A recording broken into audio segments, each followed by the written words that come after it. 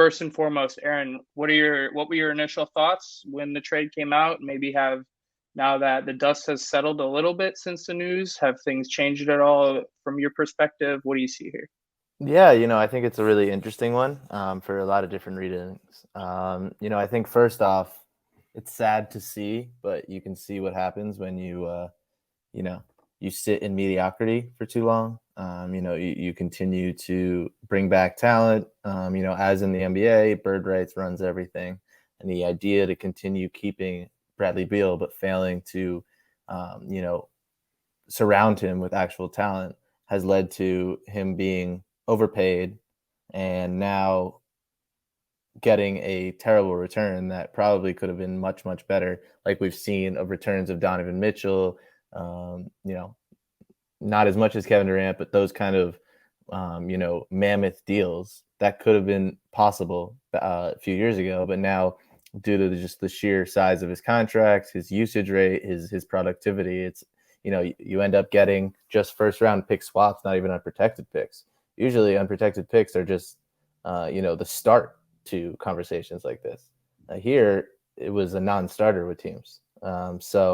It's tough to see that. And then I think Phoenix, you know, there's an ideology. I agree with it. It's swing for the fences, and if you get thrown out, who cares? At least try and go for it. And I say a lot, the NBA doesn't value risk adverse decisions, and you go and get the talent when you can. Does the talent fit with what they have right now? Not really, basketball wise. But they're making a case for the championship. They're doing everything they can. Who cares about the future if you win a ring? If we look back in the past few trades, everyone can see the Anthony Davis trade, Pelicans, Lakers, the amount that the Lakers gave up to get Anthony Davis. It turned into a lot of great talent, but who cares? They won a ring. Everyone was clowning the Bucks for giving up 3 unprotected first-round picks for Drew Holiday. They won a ring, so who really cares? No one's talking about that again.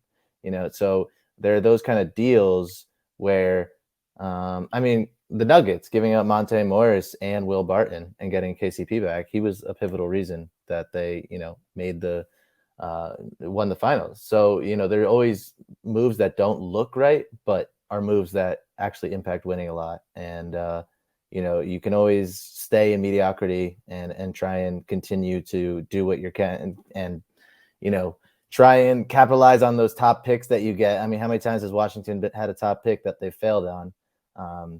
At some points, you got to just go for it. As everyone's shown on Twitter, the Suns are locked up draft capital wise, but they have the most talent on paper in the league. Don't speak on it until we see what happens, I'd say. Mm-hmm. Yeah, and it's I think a lot of people are drawing comparisons to the Brooklyn Big Three, right? You have just these super on ball heavy like creators and guys who do a lot of have a lot of skills, ball handling and breaking defenders down, and not as much movement. But I think people forget when the Big Three there in Brooklyn, they obviously had a ton of issues off the court, but when they were all on the court, those 12 games, man. Yeah, all 12 of them, they really got humming offensively, no, absolutely. and they were super locked in on both ends of the floor, really. Even their role players were buying in. Nick Claxton, had a really solid year defensively, and I think that we can see a parity here in Phoenix, with both offensively and defensively, and the role players that they retain or bring in. I think they only have 4 guys under contract now after this 5, trade. but Ayton will be moved. Right. So it'll be interesting to see who they pair around this core Big Three. Right. Wanted to add here that in 25-26 season, Brad, Devin Booker, and KD will be making a combined $161 million. just from those three. And we have our second apron on no trade clause at just under 200 million. So just those three guys alone are putting you within, almost 30 million and change of that second apron, and having to build around that with such constraints. It'll be super interesting to see how they get it done moving forward. But, and that kind of goes into my second point, where the other guys that are in this trade, Goodwin and Todd, they really have an opportunity to be legit role players on this championship roster. Goodwin has already gotten a lot of reps this season, particular with the Wizards, started with the go-go and worked his way up through the system.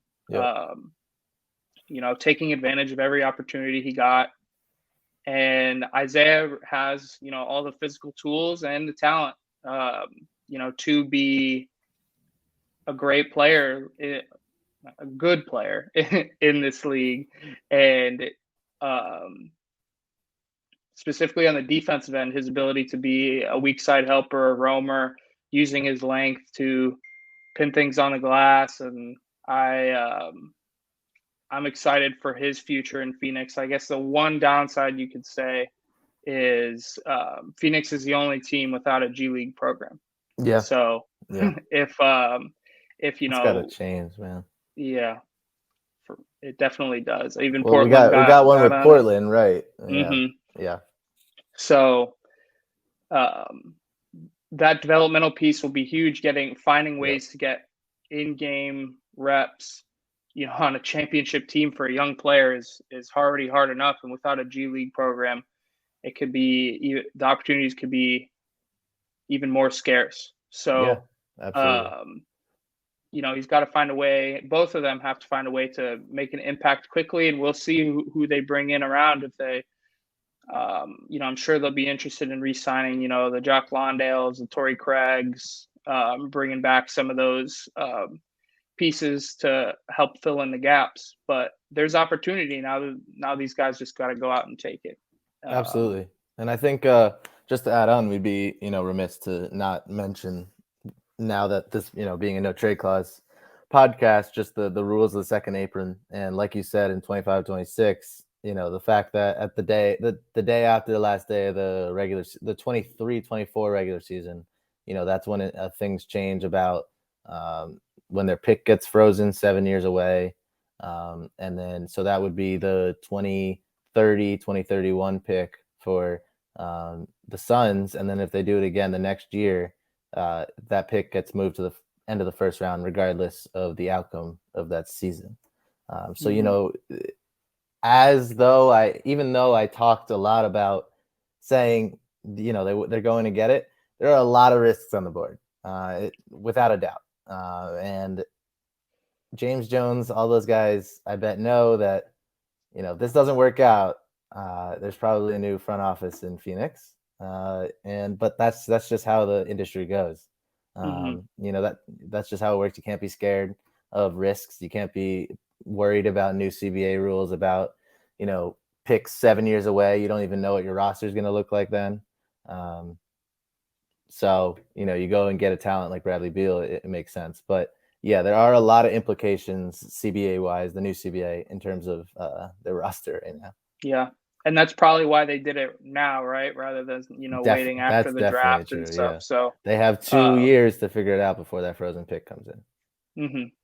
Yeah. And I guess one more CBA tidbit in regards to this trade is, I think it was on Twitter I read today, John Hollinger pointed out that I thought was a good point, is that for Isaiah Todd's final year of his contract, it's less than than a vet minimum deal, that like a 10-year vet minimum, for example, that they would go out and acquire in free agency. Not by a whole lot, but I mean, when you're getting to that point, when your salary cap figures, reaching towards that apron, every $1,000 counts or whatever. So for sure, absolutely, something to keep in mind. If you could get value out of Isaiah playing at that dollar amount, versus having a DeAndre Jordan on your bench, for example, or just sort of like a veteran big who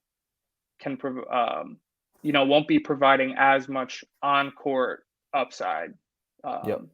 Then it's a great value for a team that should be cutting costs where they can.